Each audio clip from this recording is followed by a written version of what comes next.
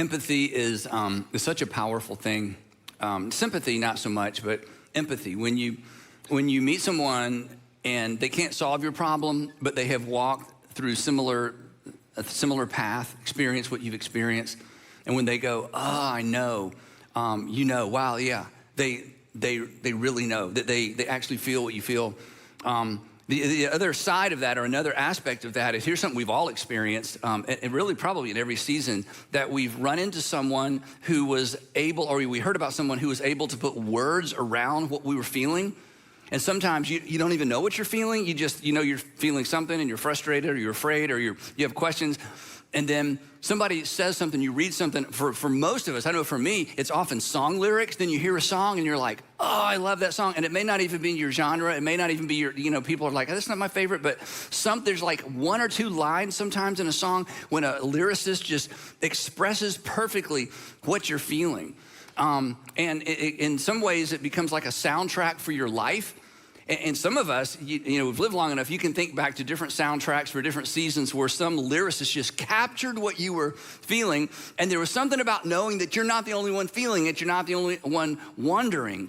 And the other interesting thing about that is that the lyrics of a song or poetry, if you're into poetry, they don't ever resolve the tension. They don't solve the problem. But it's just good to know that we're not alone.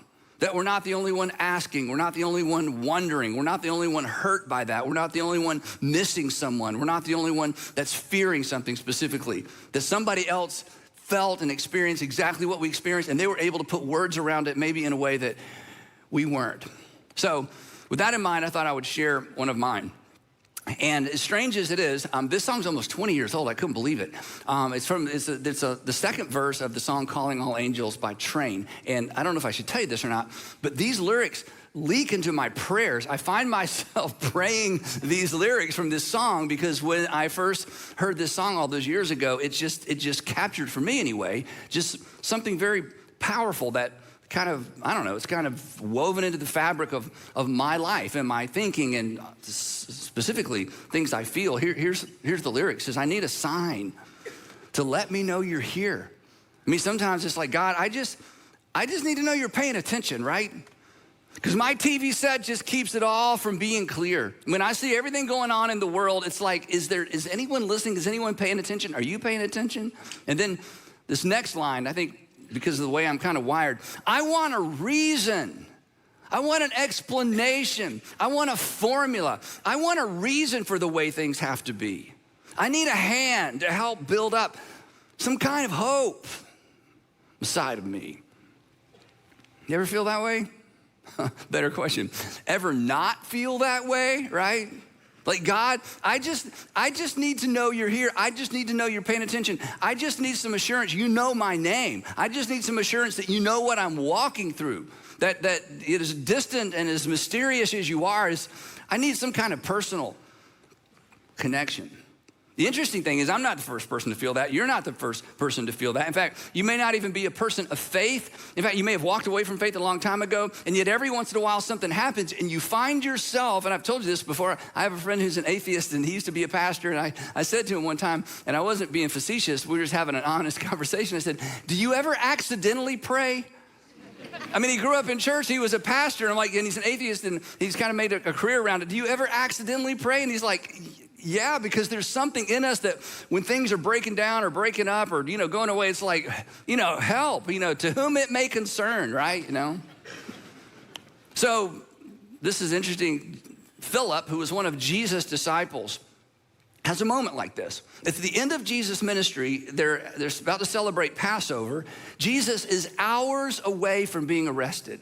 And Jesus is trying to explain some things to him, and things are spinning out of control, the best the disciples can tell, and Jesus is trying to, patch it all back together. And from their perspective, what Jesus is saying is kind of nonsense. We're gonna look at it in just a minute. And Philip interrupts, and he says what everybody in the room was thinking, and he puts words maybe around something you have felt, something I know I have felt. He's like, whoa, Jesus, look. Whatever, okay. Just show us the Father and that will be enough for us. Just assure us that things aren't spinning out of control. Assure us that God is a part of this whole thing that we thought God was a part of and now we're not so sure. Just show us the Father. I need a sign to let, to let us know he's here, that he's paying attention, right? And for us, like Philip, if we knew that with certainty, if we had that kind of confidence, we'll be fine. If you knew that with certainty that God was paying attention, that God was enough in the details of your life that he was watching, then you would be fine. I would be fine, or at least we would be fine-er. And maybe the reason you lost faith, and maybe the reason you're kind of reaching for the door is you're looking for that sign, and it just hasn't happened. And you just wonder. Today, we're in part 2 of our series, Reasons for the Season. Reasons for the Season.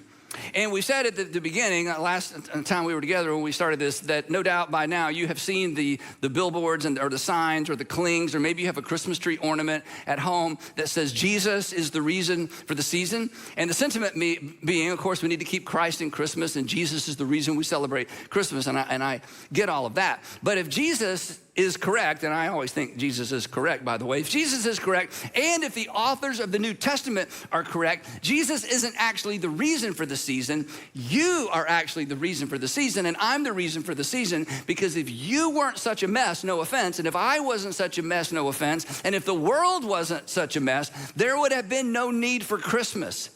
But the messiness of the world is what paved the way and created the context for God to do something extraordinary, as we talked about last time, to bring about the birth of Messiah, the birth of a king. And the birth of Jesus was for your benefit. And the birth of Jesus was for my benefit. It benefited us in many ways. And in this series, we're talking specifically about three specific reasons for the season. We looked at the first one last time. We said that Jesus came to bless the world. That as a result of Jesus, the world would be better off and people would be better off. And we talked about that last time. We talked about the fact, and I said to you, because of you and what you do in our communities and what you do around the world is better off simply because of you as a group of Jesus followers. The world is better off because of Jesus. We talked about that. Today, we're going to talk about the second reason. It's a little bit more personal, a little bit more gritty. Something that's easy to miss, even if you consider yourself a Christian and have been a Christian for a long time. But one of the reasons that Jesus came, that he was born on Christmas, the reason we celebrate Christmas, is that Jesus came to demonstrate what God is like. To demonstrate what God is like. This was a theme of his teaching and a theme of his ministry, but I'm telling you, I know for me at times I forget this. I feel like as I listen to Christians and read what Christians say, what they complain about and how they respond to things, I think, wait, have you not been paying attention to Jesus? Because the reason he came was to demonstrate and to illustrate what God is like. And it's easy to have all kinds of ideas about what God is like, and Jesus came to clarify that for us. In fact, the truth is we all have some concept of what God is like. In fact, you may be of a different Christian or a different religious tradition, and you have some concept of God, and when you picture God, something comes to mind. But here's what you already know, is you can be wrong about what you think God is like. And the reason you know that is because you have changed your mind about what you think God is like. And both things you thought can't be right. You have changed the way you've thought about God. So it's possible to have an idea of what God is like and to be wrong. Case in point, the Apostle Paul. The Apostle Paul actually wrote half the New Testament. But as you know, he steps onto the pages of history, not as the Apostle Paul, but as Saul of Tarsus, who hated Christians. And here's the interesting thing. Before he met Jesus, he was sure he was right about God, and he was sure he was right with God. Absolutely sure. If he said, because he was a Pharisee, he'd say, Saul, do you know what God is like? Of course I know what God is like. I've been trained by the best. And Saul, do you feel like you're right with God? Of course I'm right with God. And then Saul of Tarsus came to the sudden realization in the course of the half of an afternoon, came to the sudden realization that he did not know what God was like, and he was not right with God. He was neither right about God nor right with God. And what changed his mind was not some intangible thing that happened out there as it related to this mystery of God. It all changed when he met and had an encounter with the person of Jesus. Now, this is amazing. I don't want to rush by it. After years of theological training, One encounter with Jesus, and the whole thing gets turned upside down and turned inside out. And he would say, you know what? For all my life since I was a little boy, I thought I was right about God. And I thought I was right with God. And I was wrong on both accounts. He went from this description of himself before he met Jesus. He said this, as for righteousness, in other words, as for doing the right stuff and being the right kind of person based on the law, faultless. Faultless. He said, yeah, if you'd met me before Jesus, I would have told you I was faultless. I was as perfect as you could possibly be. I kept the law better than anybody. I was right about God and right with God. And then he met Jesus. And this is his new biography. Christ Jesus came into the world to save sinners, of whom I'm the worst. It's like, wait, what happened? I thought you were the most righteous person on the planet. You were the most righteous Hebrew in Palestine at the time. And now you're telling us, like, you're the worst among sinners? And he would tell you, I'll tell you what happened. I thought I was right about God. I thought I was right with God. And then I met and encountered the person of Jesus. He summarizes it in this little line in one of his letters that is so powerful, that is so packed, that is so meaty. And I'm just gonna touch on it briefly, but it's amazing. Here's what he said. He's referring to the old covenant, the relationship that God established through a covenant with ancient Israel, and all the traditions and all the things that went along with it. And then along with that, he's also referring to basically all the world religions that were looking up, trying to figure out God, and had all these customs and practices and dietary laws and sacrificial ways they did sacrifice, and referring kind of to all of that. Here's what he writes after encountering Jesus.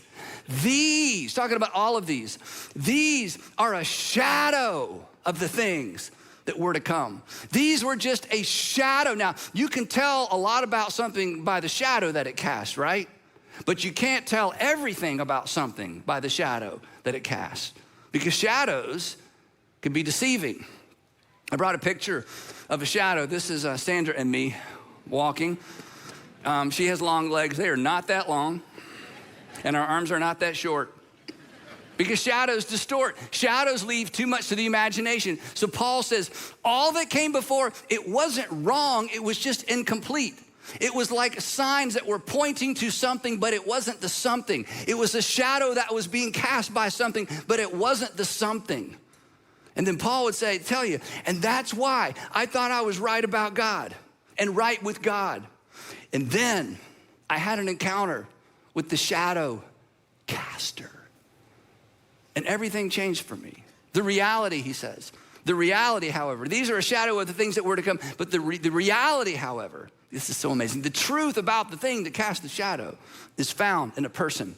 It's found in Christ.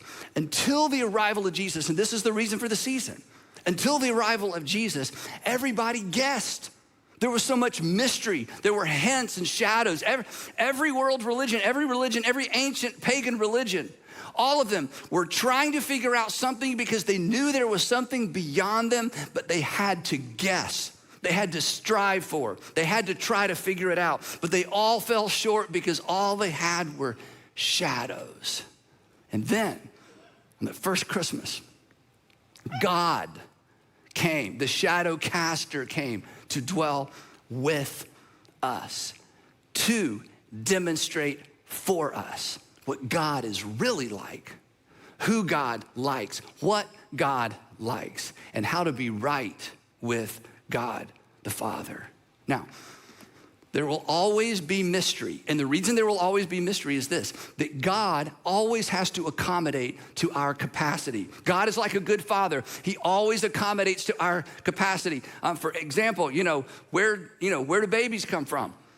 Depends on who's asking. Is it a 5-year-old? Is it a 15-year-old? Is it a 25-year-old? How do you get 600 plus tons of Airbus airborne? Who's asking? A 5-year-old? A 15-year-old, a 25-year-old, right? That we accommodate to people's capacity. And God in his wisdom and mercy, and this will explain so much of the Old Testament especially, God accommodated to the capacity of people. And then on Christmas, at Christmas, the reason it became Christmas, God decided to reveal himself in the clearest way possible. He entered the world. And he entered the world because he wanted you to know what he is like. And he wanted me to know what he was like. More importantly, he wanted the world to know what he's like. He sent us the best version of himself. He sent us himself. Here's how Jesus explained it. This is at the end of his ministry. As I said a few minutes ago, hours from this particular incident, this conversation, Jesus is going to be arrested, falsely accused, and crucified. He's gathered with his apostles, the 12, for their final Passover meal. They're in Jerusalem. And these guys thought they were coming to Jerusalem, and he was going to throw off the rabbi robe and proclaim himself Messiah and king, and they're going to expel the Romans, and life is going to be great. And they're close to the king, so things are going to go well with them. And Jesus begins talking, again, seemed like nonsense. It's like, if things are as bad as you're making them sound, why did we come to Jerusalem? We should have stayed in Galilee where it's safe. He announces that he's about to be betrayed. They're like, well, if you knew that already, why did you lead us here? Worse, he says, I'm going to be betrayed and I'm going to leave you and you can't go with me. And Peter says, whoa, no, I'm going with you and I'm willing to die for you. And Jesus says, no, you can't go with me. And I hate to tell you, you're not willing to die for me. So much tension in the room. And Jesus smiles in the midst of all of this. And he says, guys, don't let your hearts be troubled. They're like, are you kidding? We are completely confused as to why we're here and what you're talking about. Then he says this, you believe in God, don't you? They're like, yeah, since we were little boys, we've believed in God. He says, believe also in me. Trust me like you trust God. Now that's crazy. He is equating himself with God. And John, who was there and wrote all this down, would lean out of history window and say to us, I know, I was there, it was crazy. But here's the thing, 4 chapters earlier, he raised a man from the dead, not freshly dead, 4 days dead. And so when he would say these things, as crazy as it was, as blasphemous as it was, as impossible as it was for us to get our minds around and our hearts around, we just stayed and we listened. And Jesus says, my Father's house has many rooms. Now, I grew up, the King James version of this says, in my Father's house are many mansions. So when I'm a kid, I'm like, a mansion? I mean, I'd seen a mansion, like there's a lot of mansions and that's in heaven, it's a bunch of mansions, streets of gold. And unfortunately, or maybe fortunately and better, the word really, it should not be translated mansions. It's really rooms, which is kind of a bummer. I mean, you go from a mansion to a room. I got a room already, I was hoping. Anyway, so Jesus says, in my Father's house, in my Father's abode are all these smaller abodes. And he says, if that were not so, I would have told you that would I have told you that I'm going there to prepare a place for you. I'm going to go there. And again, he says, and eventually when I go there, you're going to join me. But Peter, not now. And then he goes on, he says, and you can see why this was confusing. They're like, wait a minute, we just got to Jerusalem. I thought you were going to be Messiah. Now you're going to leave and you're going to your Father's house. And if I go and prepare a place for you, I'll come back and I'll take you to be with me. Not yet, Peter, that you also may be where I am. He's talking about his death. He's talking about his resurrection. He's talking about like, I'm gonna go see my dad, then I'm gonna come back and get you, we'll all go see my dad. And they're like, what are you talking about? How could you, if you're talking about your death, how is it you talk so casually about going and coming? And then he says, guys, you've been with me for 3.5 years. You know the way to the place where I'm going, right? Thomas, it's like the rest of them. It's like, is anybody going to say anything? Hey, no, we don't know where you're going. And since we don't know where you're going, we couldn't possibly know the way. Now, pause right here for a moment. This is so important. One of the reasons that we believe the Gospels, reflect, actual accounts of actual events.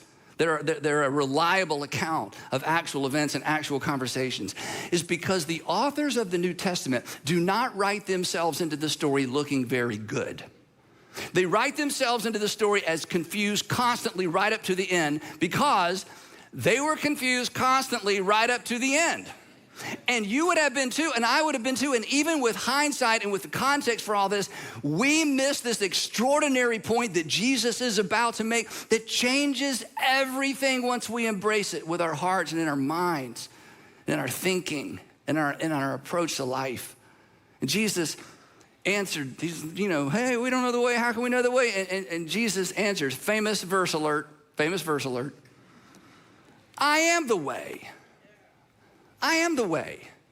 They're like, well, you're talking about going to the Father. And Jesus is like, look, this isn't complicated. Just focus. I am the way. I'm the way to God, and I'm the truth about God. And I'm the life of God. No one understands, no one gets to, no one figures out, no one reasons their way, that no one gets God unless they come through me. Here's what he was saying. Guys, you'll miss the Father if you attempt to find the Father any way other than me. I'm not just the way, and again, we read these verses, and these have been contextualized in terms of you get to go to heaven when you die, and certainly there are salvific themes here, but within the context, here's what Jesus is saying. Don't look past me. Don't stop short of me. This is as good as it gets, which leads to what he says next, which is the reason for the season. It's the reason that you should consider or reconsider following Jesus. He says this, if you know me, this is either blasphemy on a scale that there's no words for, or it must be true. If you know me, you will know my Father as well. And from now on, he says to them in the room, and from now on, you do know him, and you have seen him. And they're like, we do? We have? Jesus is like, yes. Why do you think I stuck around? Why do you think I dragged you boys around?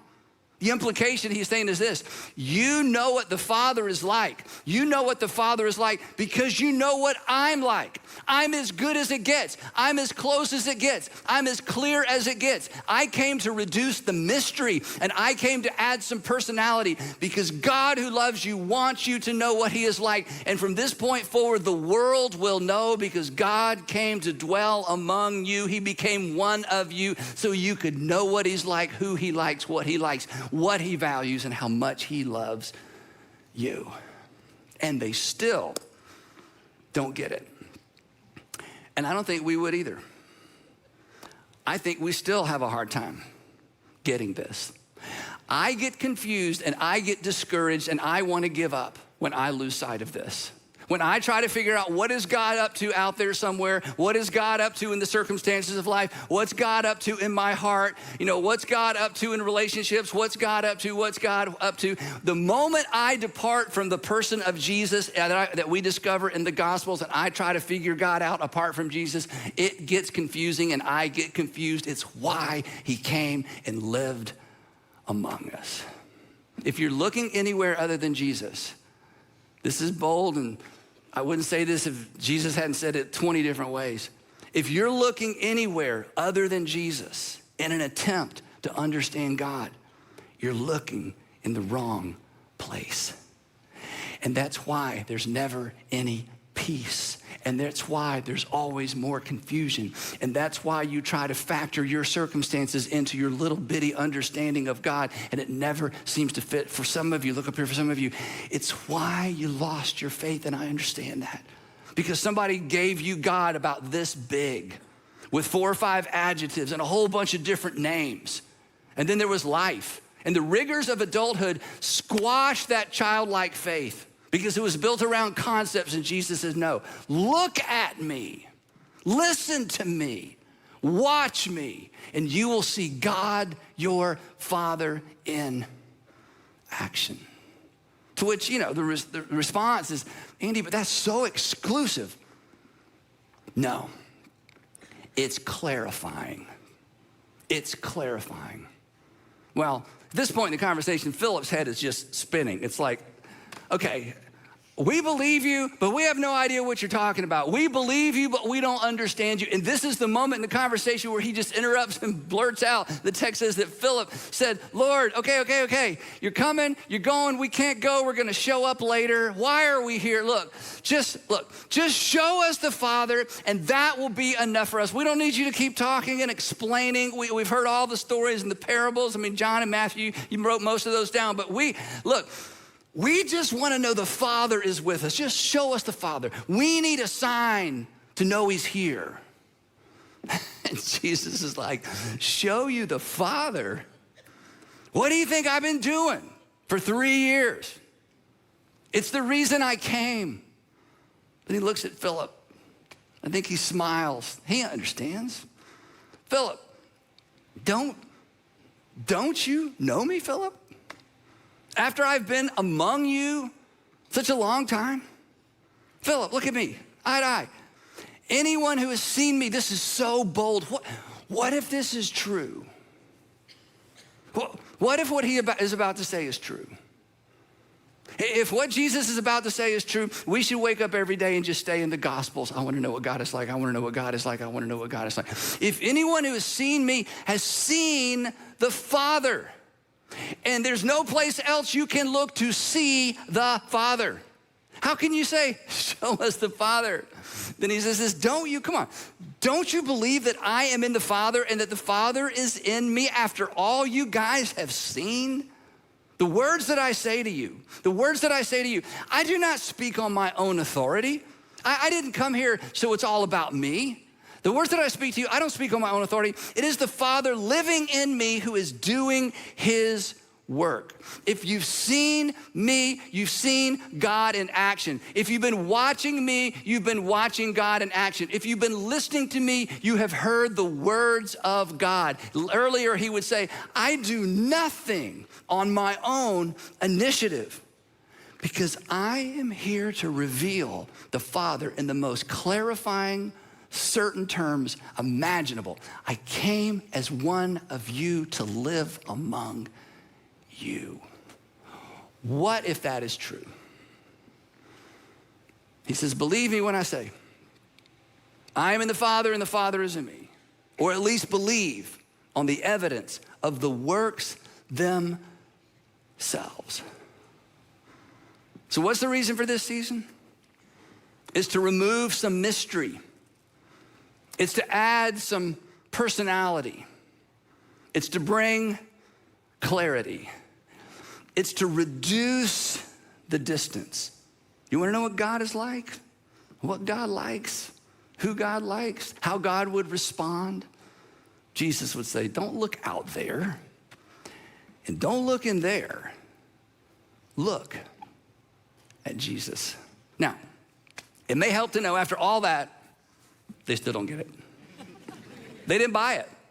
I mean, how could they? They're in the room with a person, a human being, who claims to be God in a body, and they just can't get it.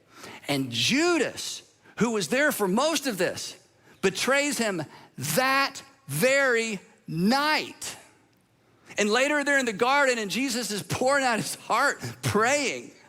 And when Judas and the temple guard show up to arrest Jesus, what do? Stand by their man, God, and abide where? No, they all run because they do not believe. And I bet we wouldn't either. But here's the interesting thing. Here's the undeniable thing. These are the same men who would ensure that these claims, the claims of Jesus, would survive the first century. These men, along with the women followers of Jesus in the first century, those men and women were the ones who would assure that the teaching of Jesus, the words of Jesus, the behavior, the words and works of Jesus would survive the first century and be documented in a way that we would receive them in a future generation. They were the ones that assured that happened. Why? Because after the resurrection, they were convinced Jesus and the Father are one. Like Father, like Son. They were convinced, this is important, They were convinced that Jesus didn't simply have the best explanation of God. They were convinced that Jesus is the best explanation of God, our Father. And the boys in the room that night, if they could speak today, you know what they would tell us? They would say, hey, don't draw conclusions about God. Do not draw conclusions about God based on your circumstances. That's what we did. We looked at circumstances and the puzzle pieces just didn't fit. That's a mistake. Don't draw conclusions about the love of God, the compassion of God, the mercy of God. Don't draw conclusions about the wisdom of God, and especially about the unconditional love of God from your circumstances. That is a mistake. It's why we abandoned him in the end.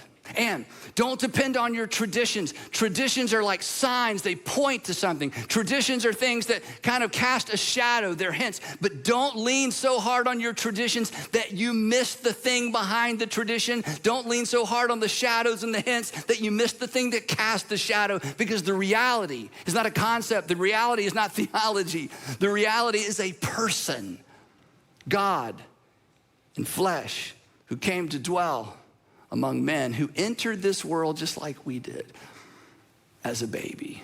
And they would say, oh, yeah, one other thing. Don't look within, because your wounded, experience-shaped heart doesn't always tell you the truth. Your wounded, limited experience-shaped heart is easily misled. If you want to know what God is like, if you want to know what God likes, if you want to know how much God loves you, he says you look to Jesus, because God is like Jesus. The reason he came, what if this is true? The reason he came was to illustrate and then demonstrate and then communicate what God is like, who God is. And all those men and women in the first century who got it all wrong and then eventually got it all right would assure you that he loves you, that you are the reason, at the end of the day, that you are the reason for this season. One of the best things you could do in this Christmas season, I want to challenge you to do it. If you have a Bible, to find your Bible. If you don't have a Bible, you can download a Bible. There are Bible apps. To find a Bible and go to Matthew, Mark, Luke, John, the fourth gospel, and read the Gospel of John with this question in mind. What do I learn about the Father from the Son? What do I learn about the Father from the Son? If Jesus came to reveal the Father, if Jesus came to add personality to God, if Jesus came to disclose to us in the best possible way, in the way that we would best understand what God is like, then as I read this gospel, what do I learn about the Father from the Son? And while you will learn a lot of things, one thing you will be assured of is that he was the sign to assure you that he's here. And he is the sign to assure you that he cares and that he knows the details of your life, and he cares about you. It's John who later on would pen those powerful words that most of us memorized or heard as children. For God so loved you that he gave to the world his one and only Son, that whoever trusts in him would never be lost to God, and God would never be lost to him or her, because Jesus came to explain the Father. So however that strikes you, believable or unbelievable, I want to challenge you. Find the Gospel of John and read it with this question in mind. What do I learn about the Father from the Son? Because he is the perfect representation of God, our Father. God, our Father, who loves you.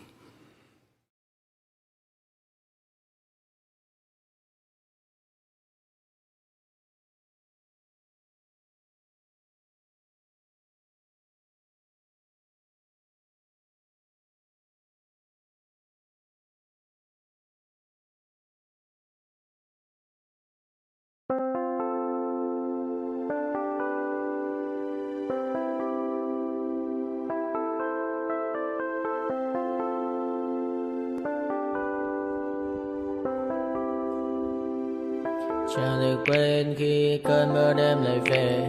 Em đã quên lời thề và ta như đông chìm sâu. Không còn mới em anh nhận màu. Em chỉ cần mơ bye bye. Chỉ còn là những cơn mưa vô giá cho bên mơ em không mơ anh. Anh một đêm mơ chỉ cần bên em không được còn nhớ và chỉ có em không còn nhớ và người ta bên nhau như ngã tớ. Muốn nhớ về say em chỉ có mấy em ở đây và anh như muốn chết đi nhưng không muốn em mơ mày. Tình yêu làm cho ta đau đầu không em như mà mơ mộng. Anh như đang mong cầu và mưa bên em âu sầu.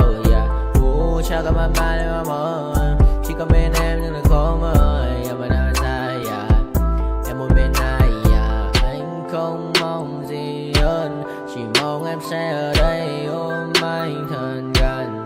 Anh chỉ mong đôi ta được có nhau mà đừng em đâu anh có em muốn ở bên anh có em. Ta sẽ trao nhau môi hôn thật sâu ôm anh cứ nữa mà ngâu và em chỉ lần đâu. Anh không muốn em ở đâu đâu một cơn lát thứ anh không mơ cầu mà gặp đôi anh mà bên anh chỉ là my friend em quên đi bao lời hứa quên đi cả những ngày xưa anh chỉ là muốn nhớ em cứ một chưa mà đừng ở đêm ở đêm anh nhìn một đôi mà kem không như là ba chỉ là thêm cho em nhiều hơn như là kem chỉ cần là mưa thôi. Em chỉ cần là mưa thôi, còn ai sẽ là nắng rồi.